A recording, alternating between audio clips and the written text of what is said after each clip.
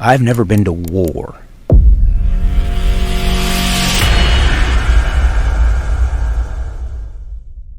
I have a fair amount of combat. Maybe a little more than the average individual. This is Sergeant Major of the Army, old SF guy, Delta Force guy, and probably one of the few special forces or soft operators to reach that height as far as being the top enlisted dude in the United States Army. He's got some valid points. He's got a very valid point here, guys. Just like him, I've been to combat, but is it war? I've never been to war. Not war like we're talking about. Large-scale combat operations with a near peer. And if you haven't watched the Pacific... Yeah, with a near peer threat, guys, how do you think the United States would fare? Let me know in the comment section below. How do you think we would do as a country? The last time we truly had a war with like a near peer threat, I would say goes all the way back to World War II. And before that, World War I. Even Vietnam, those guys were nowhere near the might of the United States. Like, we had them by a mile when it comes to technology. But true near-peer battle, World War II.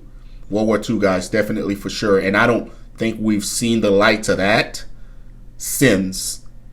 And hopefully we never do, because I truly think that if we were to go to that type of warfare with the current force we have and the current personalities that we have as far as the youth that aren't wanting to join the military and youth that are fat and out of shape, we would get annihilated. Series lately, you know the difference between going to combat and then coming back and going to the KBR gym in the KBR Chow Hall and salsa night on a Wednesday. Mm-hmm. So I just watched the Pacific. I'm not a big fan of watching war movies or war shows, but I recently started, and I just finished the Pacific.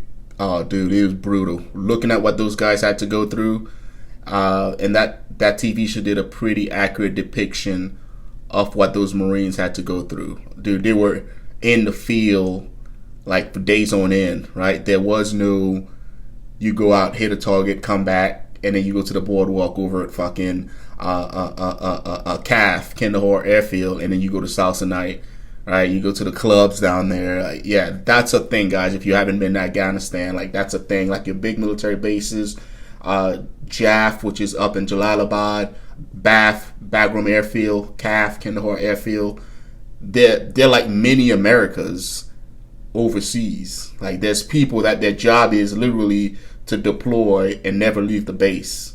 It's wild to me. You're in a combat zone, but it's like you're in the United States. That's the feel to it. And these guys and gals, some of them act like they're not even in a war zone with how they act, partying and drinking, and it's ridiculous out there. So to his point, yeah, we go out, conduct an op, and if you're stationed on one of those big bases, guess what? Take a shower, and then you hit salsa night, right? You hit the clubs, you hit Coffee Bean, and you're just having a good old time. But true war, like the guys in World War I, World War II, that's true warfare. Are we ready for that? You let me know in the comment section below, guys. That is not war. The generation we're trying to develop now to understand why readiness matters, so that we never remove the term near peer in the term near peer. This is a potential to change the American way of life. And believe me, I don't want to discredit the GWAT generation, because boy, we. Yeah, so is this generation ready? Let me know in the comment section below, guys. And what do you think we need to do to get this generation where they need to be? Because as I'm looking, as a GWAT guy myself, as I'm looking at the playing field and looking at what potentially might be on the horizon, guys, it's scary. We did some things for our nation that most people they'll never know, they'll never understand. They'll continue to. Yeah, the GWAT bros, yeah, we did what we had to do, but now it's time to get the next generation ready, because the next conflict, in my opinion, is going to be a near-peer threat type conflict. And guys, it's going to change the landscape of this country like it's never seen before, right? You're talking about the greatest generation going all the way back to World War II. If we go to a near-peer threat type of engagement with Russia, China, or even Iran, Pakistan, guys, it's definitely going to change this generation. It's also going to change us as veterans of the GWAT conflict, because again, these are our kids, our daughters that's possibly going to fight in that conflict. Let me know what you guys think about what the Sergeant Major of the Army talked about as far as GWAT bros not really experiencing war. We've experienced combat, but not necessarily war itself, similar to World War II and World War I. Let me know in the comment section below, guys. This segment is brought to you by greenberetchronicles.com, the Patreon, and also the Discord. Everything you need to be able to hit Special Forces Assessment and Selection and crush it and get selected is there. $20 to either live a life of fulfillment or a life of regret. If you're a man and you just want to learn manly skills and be around like-minded people, you could also join the community. Everything you need to know will be in the description box below. Let's get back to the segment.